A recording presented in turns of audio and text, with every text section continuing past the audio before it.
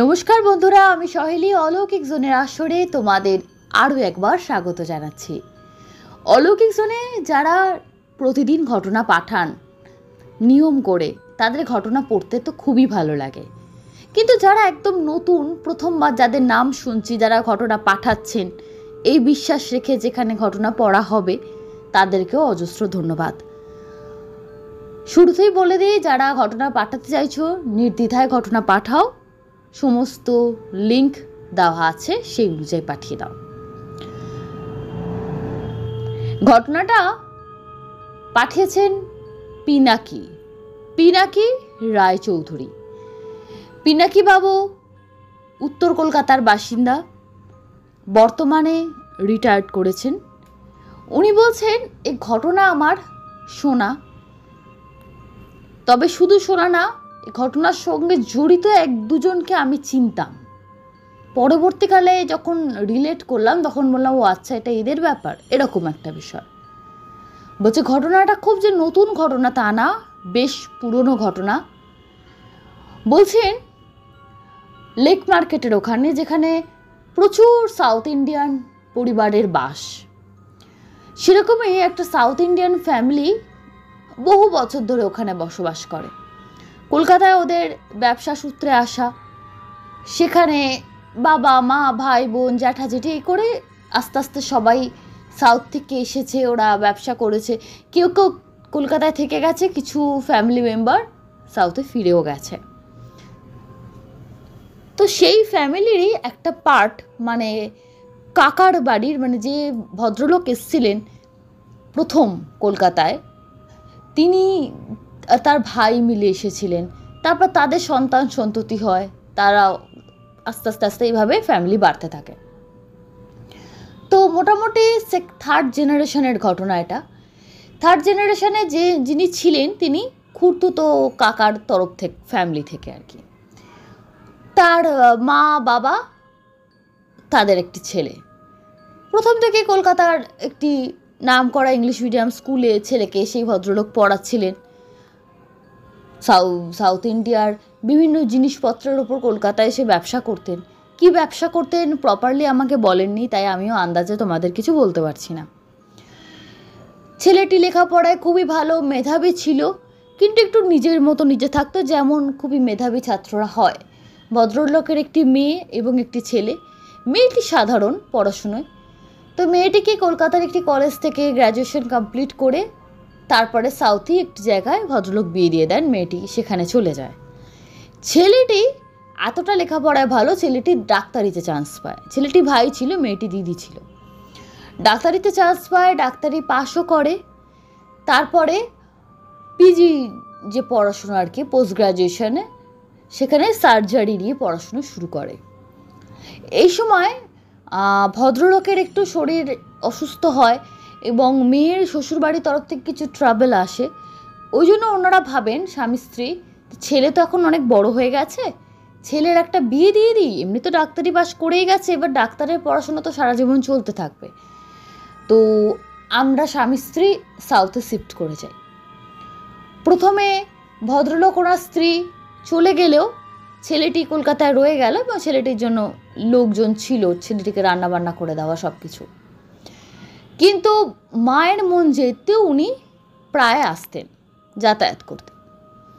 এইবারে ওনাদেরই পরিচিত, ওনাদের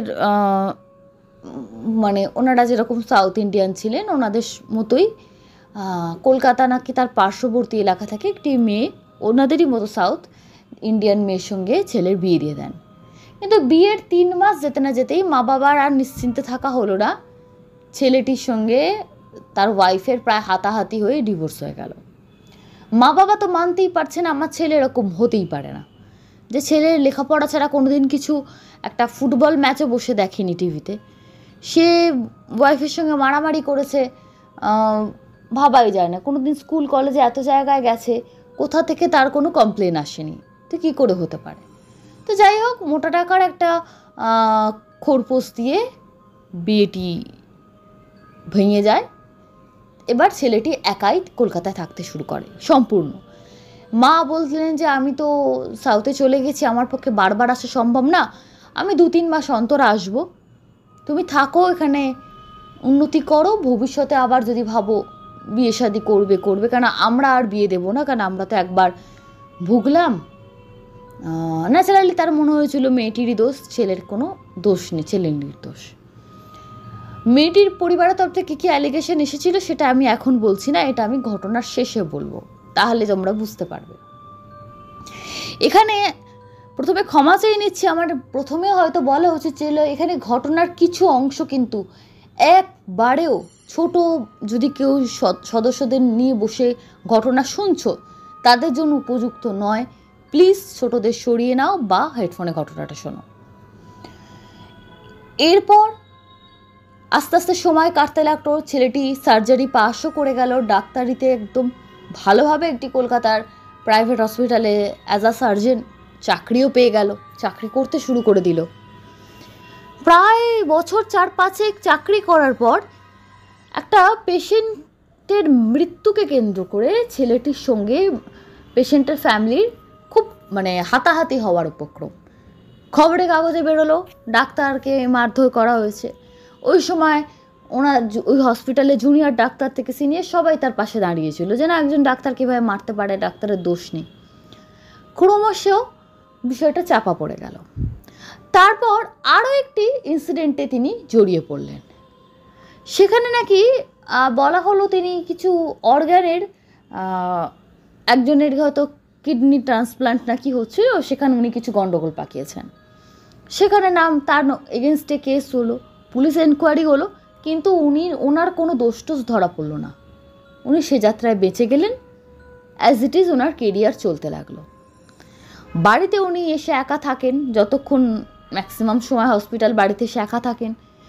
উনি মদ্যপানও করতেন, নিজের মতো টিভি চালিয়ে মদ্যপান করতেন, এবং 2-4 জন কাজের লোক প্রায় চেঞ্জ হতো, প্রায় বেশি দিন কেউ থাকতে পারতো না। একমাত্র একটি সাউথ ইন্ডিয়ান মাঝবয়সী লোক, সে গাড়িও চালাতো ওনার, এবং ওনার টুকটাক 5 মাসের কাজ টাজ করা সব কিছু করতো। মাঝে মধ্যে রান্নাবান্নাও করে দিত, উনি মাঝে মাঝে টুকটাক নিজেও খাবার বানিয়ে নিতেন, সেরকম কোনো বিষয় ছিল না। এভাবে ওনার দিন চলছিল। একটার পর একটা অ্যালিগেশন আসছিল, উনি কপাল জোরে হোক বা ওনার সততার জোরে, যেভাবেই ভাবা হোক, উনি বেঁচেও যাচ্ছিলেন। প্রত্যেকটা টাইমে সেই হসপিটালের কলিগদের থেকে উনি সাপোর্টও পাচ্ছিলেন যে না, এ কোনো হতে পারে না। এইভাবে চলতে চলতে একটা সময় ওনার বাড়িতে যে মাঝবয়সী লোকটি ছিল, তিনি দেখলেন ডাক্তারবাবুর খাওয়া দাওয়ার প্রবলেম হচ্ছে। আমি তো কিছু বানিয়ে দিই, উনি মাঝে মাঝে কিছু বানান। মা তো 3-4 মাস অন্তর আসে, এসে দেখে ছেলে রোগা হয়ে যাচ্ছে। এসে যেমন সব মায়েরা তো একই, সাউথ ইন্ডিয়ান হোক বা বাঙালি মা, মাঝে মাঝে খাবার কিনে এনেও বাড়িতে চলে আসে, এসে খায় সব কিছু। কিন্তু ওনার ওই খাবার যা হোক একটা কিছু খেয়ে, এটা মদ্যপানের অভ্যাসটা খুব বাড়ছিল। তো উনি ডাক্তারবাবুর মা যখন এর পরের এলেন, তখন উনি বলে কয়েছিলেন যে এরম বিষয় হচ্ছে। তো মা কী করলেন, যে একটি চেনা জানা একটা বাচ্চা মেয়েকে ওই বাড়িতে কাজের জন্য অ্যাপয়েন্ট করলেন। মা আর মেয়ে, মা হিসাবে এলো, জানা গেল সে ও বাচ্চাটির মা না, অ্যাকচুয়াল বাচ্চাটির মাসি। মা মারা গেছে, মাসির কাছে মানুষ হচ্ছে, ভালো কথা। প্রথমে 2-3 মাস টানা মাসি বোনঝি ওই বাড়িতে কাজ শুরু করলো। বাচ্চা মেয়ে, একদমই বাচ্চা পেয়ে, 8-9 বছর বয়স, একদম ছোট মেয়ে। পড়াশুনো সেভাবে গরিবের ঘর করতে পারছিল না, মাসিরও সম্ভব না, নিজের 4টে ছেলে মেয়ে আবার একে পড়ানো। টুকটাক যা পারতো পড়াশুনো করতো আর একটু কাজকর্ম করতো। তো এবার ডাক্তারবাবু ওদের প্রপোজাল দিলেন যে ও আমার বাড়িতে থেকে যাক, আমি পড়াশুনো এখানে একটা স্কুলে ভর্তি করে দেবো, খাওয়া দাওয়া করবে, লেখাপড়া করবে, আমার হাতে হাতে কিছু কাজকর্ম করবে। তুমি এসে না হয় একবেলা রান্না করে দিয়ে চলে যাবে, ও সারাদিন থাক, আমার সুবিধা হবে। তো মাসির গরিবের ঘর, একজনের সারাদিনের খাওয়া পড়া বেঁচে গেল, প্লাস উনি মানসিক দিক থেকে একদমই খারাপ ছিলেন না। পড়াশুনো করাবে বলছে, এত বড় ডাক্তার মানুষ, খারাপ কি আছে। তো উনি সাউথ ইন্ডিয়ান হলেও কলকাতা থেকে থেকে মোটামুটি বাংলা কাজ চলা গোছের ভালোই বলতে পারতেন। এবার বাচ্চা মেয়েটি ওর বাড়িতে কাজ করা শুরু করলো। প্রথমত বাচ্চা মেয়েটি না ভীষণ ভয় পেত ওনাকে। ওনার লম্বা চওড়া, একটু শ্যামবর্ণ চেহারা, গলার মধ্যে একটা গুরুগম্ভীর ভাব, ন্যাচারালি বাচ্চাটি ভয় পেত। উনি আস্তে আস্তে বাচ্চাটির সঙ্গে ভাব জমিয়ে নিলেন, ওকে এটা ওটা পড়াশুনো করাতেন, বইপত্র নিয়ে আসতেন, ভালো খাবারও কিনে খাওয়াতেন। বাচ্চা মেয়েটি কিন্তু বাচ্চা হলো মাসির সঙ্গে থেকে থেকে টুকটাক রান্নাবান্না অনেক কিছু করতে পারতো, সে ডাক্তারবাবুর জন্য রান্নাবান্না করে রাখতো। এবার আস্তে আস্তে মাসিরও ভরসা হয়ে গেল যে না ভালোই আছে, তো মাসি ওই বাড়ির কাজ একেবারে ছেড়ে দিল। যখন ভাইজি পুরো টেক ওভার করে নিল যে না ও পুরোপুরি কাজ চালিয়ে নিতে পারছে, কোনো অসুবিধা হবে না, মাসি ছেড়ে দিল ওই কাজ, মাসি অন্য কাজ করতো। তো ভাইজি সপ্তাহে 1 দিন 2 দিন গিয়ে মাসির সঙ্গে দেখা করে আসতো, বা মাসি মাঝে মাঝে এসে দেখা করে যেত। বাচ্চাটি ওই বাড়িতেই থাকতো। স্কুলে কতটুকু ভর্তি করেছিল না করেছিল জানা যায় না, তবে বইপত্র এনে দিয়েছিল, বাড়িতে বাচ্চাটি পড়াশুনো করতো, এটুকু জানা যায়। এবার একটা জিনিস বলার, যে ডাক্তারবাবুর গাড়ি চালাতো প্রায় সারাদিনে সর্বক্ষণের সঙ্গী মাঝবয়সী যে লোকটি, তিনি কিন্তু বাচ্চাটির মাসিকে বলেছিলেন, ডাক্তারবাবু বলুক, আমি তোমাকে আলাদা করে বলছি, বলার দরকার নেই, ওকে সারাদিন রেখো না, তোমার সঙ্গে আসছে, কাজকর্ম করুক, রাত্রিবেলা তুমি যখন বাড়ি যাচ্ছ নিয়ে চলে যাও, সারাদিন আচ্ছা ঠিক আছে রাত্রিবেলা নিয়ে চলে যাও। তো মাসি বোধহয় বুঝতে পারেননি নাকি ওনার মাসির বাড়িতে শোয়ার অসুবিধা ছিল, ছোট ঘর। উনি বললেন না, এখানে আমার ওখানে অতগুলো লোক, ওরও শুতে কষ্ট, এখানে হাত পা ছড়িয়ে থাকতে পারবে, এত বড় বাড়ি, থাক না, কি অসুবিধা। এটা বাড়ি না, ফ্ল্যাট ছিল, বেশ অনেক বড় ফ্ল্যাট ছিল। তো ভদ্রলোক দেখলেন যে যাদের ব্যাপার তাদের কোনো গা গরজ নেই, আমি আর কত বলবো, ডাক্তারবাবুর কানে গেলে ডাক্তারবাবু ওনাকে ভুল বুঝবে। এইভাবে বেশ কিছুদিন চলার পর বাচ্চা মেয়েটির গায়ে প্রায় কালশিটে দাগ দেখা যাচ্ছে, এবং মাসি এসে মাঝে মাঝে এসে তো হাতে কী হয়েছে, ও বলতো এখানে ধাক্কা লেগেছে, বলতো একটুখানি এটা পড়ে গেছে, বলতো তুই এমনি ঠিক আছিস, বলে হ্যাঁ, কিন্তু মুখে ঠিক আছে বললো, মনে মনে না কোনো বাচ্চাটিকে খুশি অবস্থায় দেখা যেত না। সব সময় মনে হতো যেন বাচ্চাটি ভয়ে ভয়ে আছে। মাঝে মাঝে ওই ড্রাইভার ভদ্রলোকটি জিজ্ঞেস করতো তোমার কিছু দরকার কি না বা কিছু, বাচ্চা মেয়েটি কোনো বেশি কথা বলতো না। প্রথম বাচ্চাটি বেশ সহজ সরল চটপটে ছিল, কথা বলতো সবার সঙ্গে, কিন্তু আস্তে আস্তে বাচ্চাটির মুখের ভাষা যেন কোথায় চলে গেছিল, চুপচাপ গুমড়ে থাকতো, কারোর সঙ্গে বেশি কথা বলতো না। এইভাবে চলতে চলতে একটা সময় এরকম এলো, বাচ্চাটি টোটালি কথা বলা বন্ধ করে দিল, কারোর সঙ্গে কথা বলতো না। মাসি এলো, মাসির সঙ্গে ভালো করে ইন্টারাক্ট করতো না। মাসি চিন্তা করতো যে কী এমন হলো, বাচ্চা মেয়েটি কথা বলে না কেন। মাঝে 1-2 দিন বঞ্চিকে বাড়ি নিয়ে গেল, বাড়িতেও থাকতে চায় না, আবার এখানে চলে আসে, যেন ভয়ে ভয়ে থাকে। তখন মাসি ভাবলো যে মনে হয় আমাদের গরিবের ঘরে ওর আর ভালো লাগছে না, ওখানে একটু হাত পা ছড়িয়ে থাকে, খাওয়া দাওয়া ভালো, ওখানে হয়তো ওর অভ্যেস হয়ে গেছে। আর বড়লোকদের আদব কায়দা শিখছে, বড়লোকরা কম কথা বলে, লেখাপড়া শিখছে, সব কিছু। তো এরপরে বলছেন জুলাই আগস্ট মাস নাগাদ শেষ দেখা হয়েছিল মাসি বঞ্চির। বলেছিল যে ডাক্তারবাবু আমাকে স্কুলে ভর্তি করে দেবে, এখানে একটা ভালো স্কুলে আমি লেখাপড়া করব। আমি তো এতদিন বাড়িতে পড়তাম, তো সেই সূত্রে বোঝা যায় যে স্কুলে তখনও ভর্তি হয়নি, বাড়িতেই পড়াশুনো করতো আর রান্নাবান্না যাবতীয় কাজ টাজ করতো। তারপরে মাসির আর একটা কোনো শ্বশুরবাড়ির তরফের আত্মীয়র বিয়েতে দেশে চলে গেল। ও যায়নি, ডাক্তারবাবুকে বলেছিল, ডাক্তারবাবু রাজি হয়নি, যে না ও থাক, তুমি যাচ্ছ যা, ওকে ছুটি দিতে রাজি হয়নি। তো বাচ্চা মেয়েটিরা যাওয়া হয়নি, মাসি তার ফ্যামিলি নিয়ে দেশে চলে যায়। ওই মাসির সঙ্গে শেষ দেখা।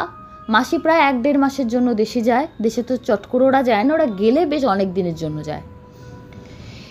এরপরে যখন মাসি ফিরে এসে ডাক্তারবাবুর বাড়িতে আসে, কি বিয়ে বাড়িতে কি হলো না হলো বঞ্চিকে বলবে, দেখে বঞ্চি নেই। ডাক্তারবাবুকে জিজ্ঞেস করে, ডাক্তারবাবু আমার বঞ্চি কোথায়? ড্রাইভারটি কোনো উত্তর দেয় না। ডাক্তারবাবু বলেন যে ও চুরি করে পালিয়েছে।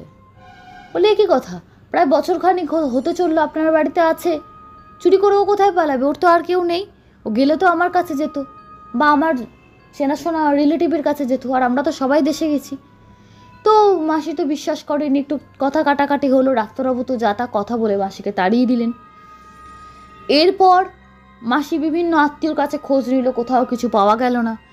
এবার মাসি একদিন রাস্তায় দাঁড়িয়ে একটু চেঁচামেচি করলো, আমার বঞ্জিকে মিথ্যে চোরের বদনাম দিয়ে তাড়িয়ে দিয়েছে, তো ডাক্তারবাবু ওনার ড্রাইভারকে বলে মাসির সঙ্গে একটু ঝগড়া টগড়া করে মাসিকে ওখান থেকে বিদায় করে দিল।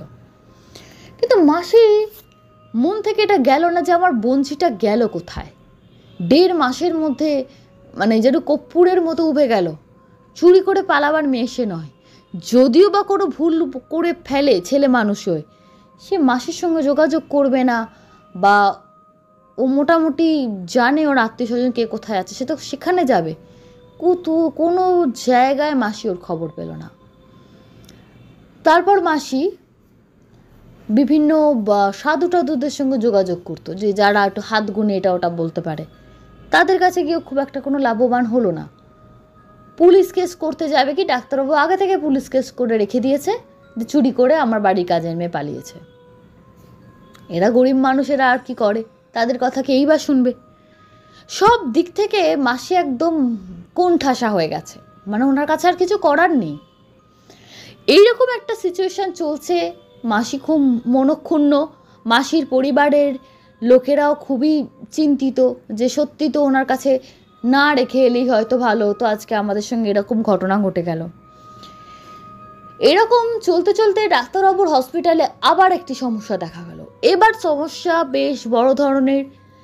উনি কোন একটা রোগীর নাকি কিডনি কেটে নিয়েছিলেন, মানে ভালো কিডনিটাও কেটে নিয়েছেন, খারাপটাও কেটে নিয়েছেন, এই ধরনের একটা রটনা রটলো। এবং সেটাকে নিয়ে রীতিমতো মেডিকেল বেঞ্চ বসলো, প্রচুর তদন্ত হলো এবং ওনার লাইসেন্সটা চলে গেল অ্যাজ আ ডক্টর। উনি ব্ল্যাক লিস্টেড হয়ে গেলেন। ব্ল্যাক লিস্টেড হওয়ার পর উনি সারাদিন বাড়িতে থাকতেন, কোথাও কোনো কিছু যাবার ছিল না, আরও বেশি নেশাগ্রস্ত হয়ে পড়লেন। এই সময় ড্রাইভারটি সারাদিন ওনার সঙ্গে থাকতে শুরু করলো। এমনি তো সে থাকতো, কিন্তু রাত্রে চলে যেত। এই সময় থাকতে শুরু করলো এবং এই থাকতে শুরু করার পর থেকে একটা নতুন জিনিস ওনার চোখের সামনে এলো।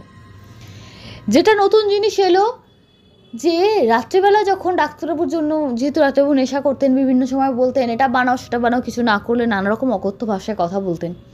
একদিন ডাক্তারবাবুর সঙ্গে চিকেন রান্না করছে দাঁড়িয়ে রান্নাঘরে, তো পেছনে দেখছে একটা সাইড করে বাচ্চা মেয়েটির ফ্রক দেখা যাচ্ছে, মানে দাঁড়িয়ে আছে যে থাকতো।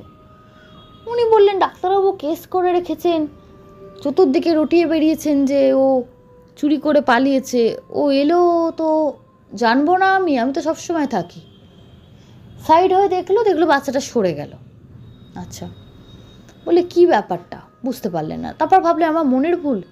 তারপর আরও একদিন দুদিন কি হতো, রান্না বান্না করতেন, করে প্রথম যেটা হতো, কিছু খাবার রেখেছেন, খাবারটা রেখে ডাক্তারবাবু খাবারটা দিতে গেছেন ঘরে, ডাক্তারবাবু ঘরে বসেই খাচ্ছেন, টিভি দেখছেন, এবং আমি বারবার আর ওটা রিপিট করছি না, নেশা করছেন। ইনি নিজের খাবারটা ড্রাইভার বাবু খেতে বসছেন, দেখেন ওর খাবার থেকে খাবলা করে খাবার তুলে নেওয়া, অথচ নিজের খাবার খেতে গিয়ে দেখছে আষ্টে গন্ধ লাগছে, টাটকা খাবার মনে হচ্ছে না। এইভাবেই চলতে চলতে একদিন রাত্রে ডাক্তারবাবুর সঙ্গে ওনার ঘরে বসে উনিও নেশা করছিলেন।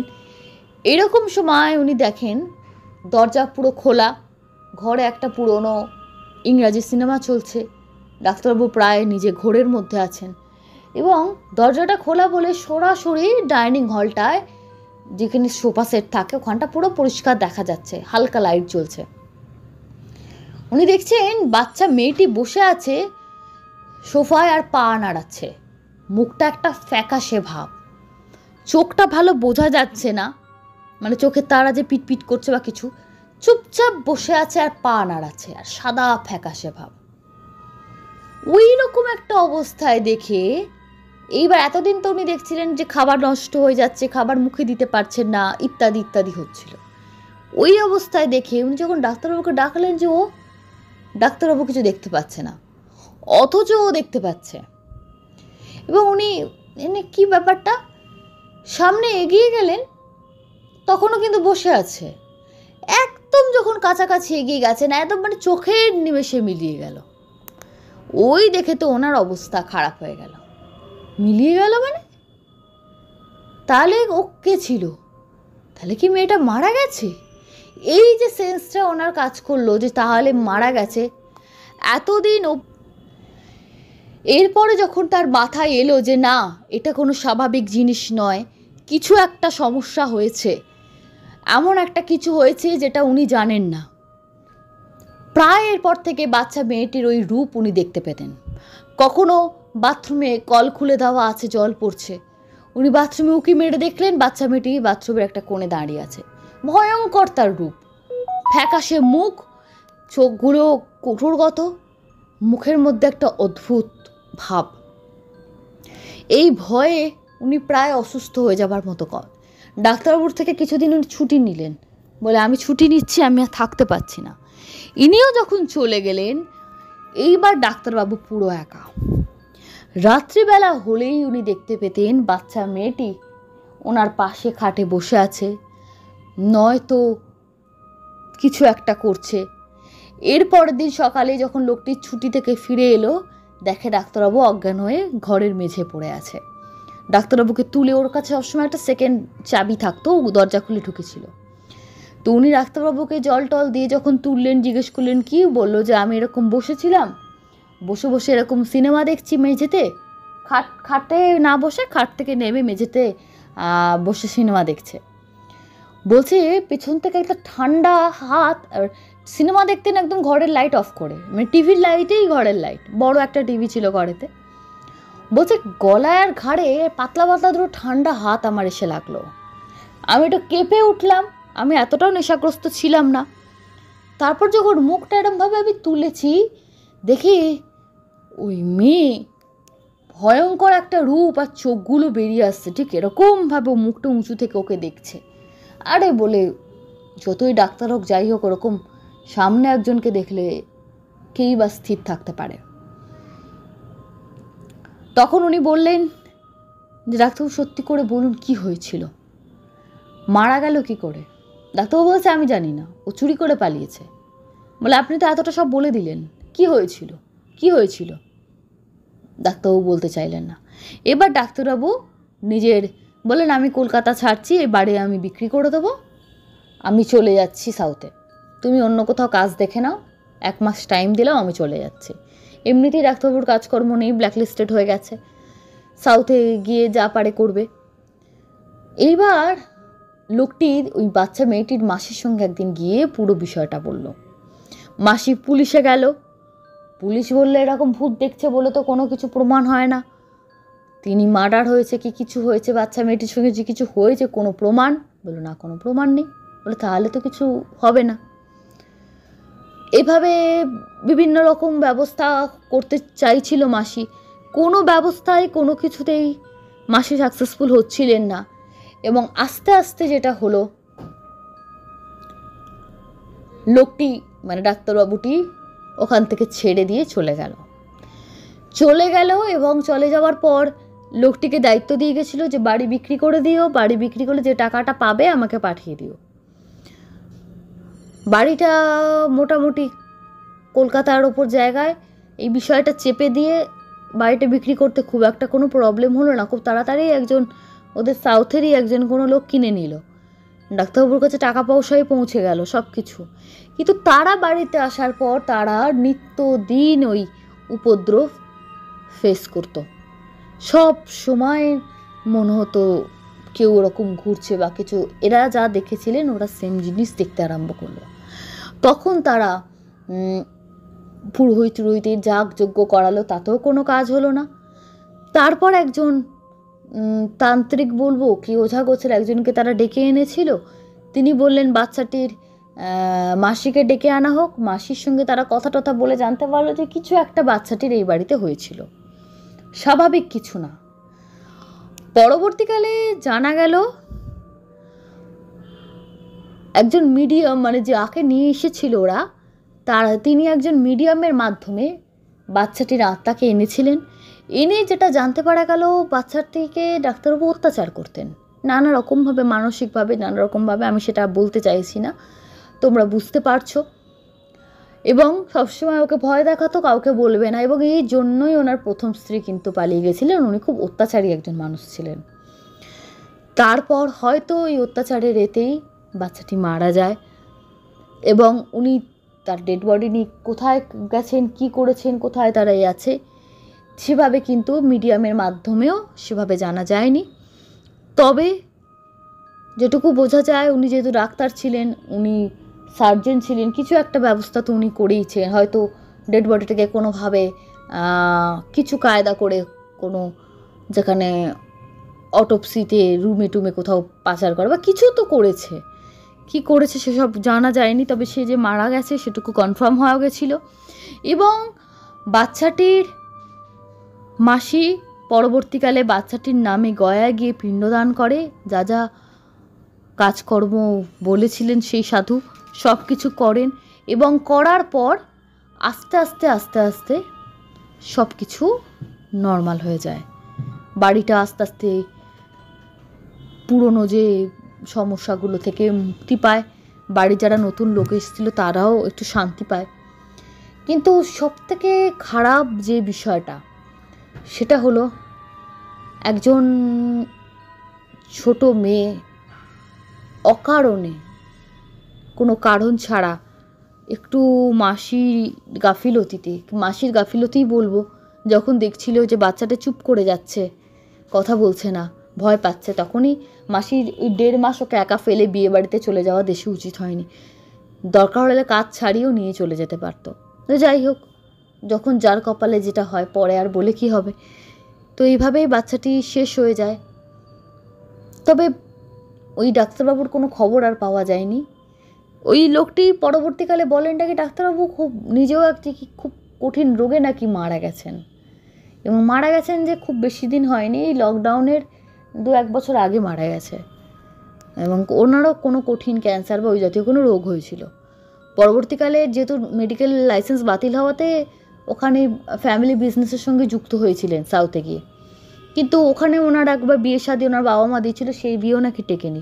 এটা কিন্তু সেই ড্রাইভারের মুখ থেকে সেই মাসি জানতে পেরেছিল, সেই সূত্রে এই বিষয়টুকু জানা যায়, যেহেতু ড্রাইভারের সঙ্গে ওই পরিবারের যোগাযোগ ছিল। এই হলো সম্পূর্ণ ঘটনা। আমি জানি না তোমাদের কতটা ভয় লাগলো, তবে এই প্রত্যেকটা ঘটনার শেষে আমি ব্লেসড একটা জিনিস জানতে পারি, একটা কর্মফল যে পায়, সেটা যে এই ঘটনাগুলো শেষে জানা যায়, সেটা খুব ভালো লাগে। যে ঘটনাগুলো অসমাপ্ত থাকে সেখানে মনে একটা প্রশ্ন থেকে যায় যে কেন, তারপর কি হলো। তবে ঘটনাটি খুবই মর্মান্তিক, খুবই হৃদয় বিদারক।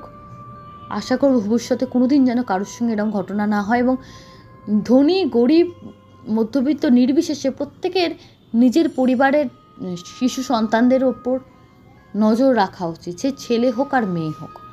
আর এইভাবে শিশুদের কাজ করতে পাঠানো উচিত না। যদি সঙ্গে করে কাউকে আমি নিয়েও যাই, তাকে আমি সঙ্গে করে নিয়ে আসবো। একটু ভালো খেতে পড়তে পারছে বলে একজন অচেনা পরিবারে কাউকে দেওয়া উচিত না। এই ঘটনাগুলো অনেক কিছু শিখিয়ে যায়, এগুলো শুধু ভৌতিক ঘটনা না। পিনাকি বাবুকে অসংখ্য ধন্যবাদ এমন একটা ঘটনা শেয়ার করার জন্য। আশা করব ভবিষ্যতেও আপনি আবারও ঘটনা শেয়ার করবেন। Thank you so much. সরাসরি চলে যাচ্ছি কমেন্ট বক্স সেকশানে, দেখে নিই কে কে কমেন্ট করেছেন। যারা যারা কমেন্ট করেছেন তাদের প্রত্যেককে ধন্যবাদ। প্রথম কমেন্ট যারা আমি পাচ্ছি, অনির্বাণ সাহা লিখছেন, বাচ্চাটির সাথে যেই ব্যবহারটি করা হয়েছিল সেটা তো অবশ্যই খুবই নির্দয়, নির্মম মনের পরিচয়। আমি নাস্তিকও নই, কিন্তু আঙুল পচে যাবার ব্যাপারটা কোইন্সিডেন্স হলেও হতে পারে, কারণ পৃথিবীতে রেকর্ডেড অ্যান্ড এভিডেন্ট বহু অবিশ্বাস্য কোইন্সিডেন্স হয়েছে এর থেকেও বড়। শুধু এটাই বলতে চাইছি, অপার্থিব বিশ্বাসের পাশাপাশি এটাও অসম্ভব নয়। হ্যাঁ, ঠিক আছে, আপনার যুক্তিও সম্পূর্ণ চলে যায়। ইন্দিরা পণ্ডিত লিখছে, সরকার তো মনে দাও, তবে কেন টিচার্স টিউশন করবেন? আচ্ছা, ওটা ডাক্তার প্রথম যেটি বারাসাতের ঘটনাটি সম্পর্কে বলেছেন। টিউশন করা প্রেজেন্টে একটা ক্রাইম। আমার যতটুকু মনে হয়, এই যে শিক্ষকের সম্পর্কে বারাসাতের ঘটনাটি পাঠিয়েছিলেন শান্তনুবাবু, সেটা খুব কয়েক বছর আগের ঘটনা নয়, বেশ অনেক বছর আগের ঘটনা। তখনও এরকম গৃহশিক্ষকতা স্কুল টিচাররা করতে পারবেন না, এরকম কোনো মনে হয় সার্কুলার আসেনি আমার ধারণা। পূজা সামন্ত লিখছেন, দারুণ লাগলো প্রিয়াঙ্কা দাস, ভগবান আছে দিদি, হর্ষ দাস লিখেছে সেকেন্ড ঘটনাটা নিয়ে দুঃখজনক একটু